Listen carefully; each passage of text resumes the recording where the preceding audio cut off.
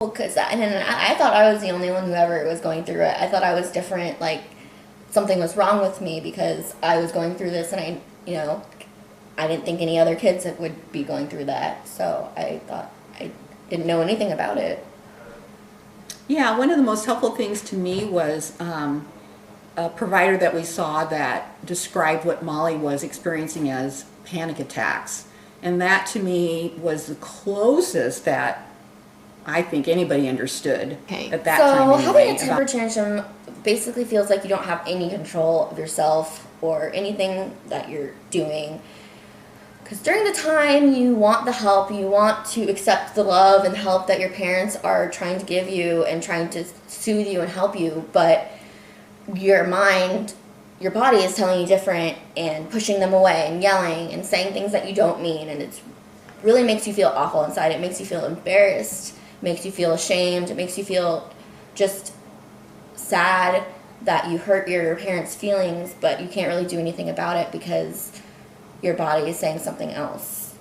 It's really hard to try to explain because parents just think you're being very mean to them, and it's really like I'm trying to accept your help, but for some reason it's not me that's pushing you away.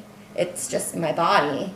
So it's so hard to like stop it from happening or even stop it after it's happened, because after you spiral into it, it just goes until it runs out, and all you can do is really just kind of try to keep everything pretty calm. Yeah, because I would be able to tell when you were starting to kind of ramp up and then try to do stuff to help you, like, oh, I know your favorite was, now take some deep breaths. And it was really helpful, I'm sure, to tell you to calm down. Yeah. Okay, now just calm down.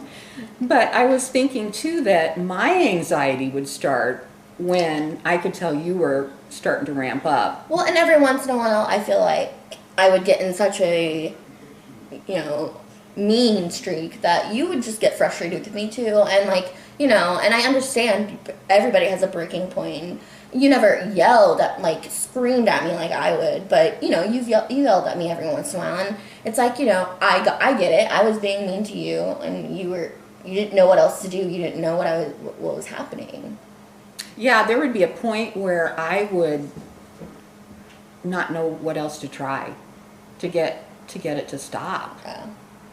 Yeah. It's like watching a runaway train and going, oh crap. Yeah. There's that runaway train again. Well, and I think that the thing is, during that time, especially in the beginning, before it even happens, or you're feeling it happen, is that you just don't want anybody to talk to you. You don't want any contact. Just leave me alone for a second. Let me collect my bearings. Let me collect my thoughts. Let me be in my own world for a second, and don't tell me to calm down. Don't tell me to do anything, because that's not gonna do anything for me right now. Just let it be. That's the thing. Yeah, you want to push your parents away. They're in your room. She sits on I'm having a temper tantrum. She's sitting on my bed, and I'm screaming at her, throwing my pillows, throwing my blankets at her, trying to even kick her off my bed. And finally, when she leaves, then I'm like, wait, but nobody's here to help soothe me. So I'm screaming for her to come back, screaming at the top of my lungs, until she comes back. And then when she does, I do the same thing, go away, I don't want to talk to you, I don't ever want to see you again type things. And it's just a trap. Your mind is telling you to stop and be nice to your parents and accept the help that you're given, but your body is telling you something completely different. Just shut everyone out, shut everyone down, and just scream. Yeah. Just scream. Because it feels like you want to explode, and so every scream, it feels like almost a little bit better, But I feel like it's probably not. Definitely the touching part, I think, is the very last part that I would ever accept, because I felt, and I think that's the reason I didn't want to accept the help, because it was embarrassing. I felt embarrassed. I felt ashamed. I felt like why would I give in to the help if I haven't given into it for the last 15 minutes? That shows me I'm weak to give into the help that she's been trying to give to me. But really, it's just kind of like you tire yourself out so much that you just can't do it anymore. Plus, and then afterwards, you're all stuffed up. You have a headache because you've been crying and screaming. You can't breathe, and all you want to do is just like you just feel so bad. You want to apologize.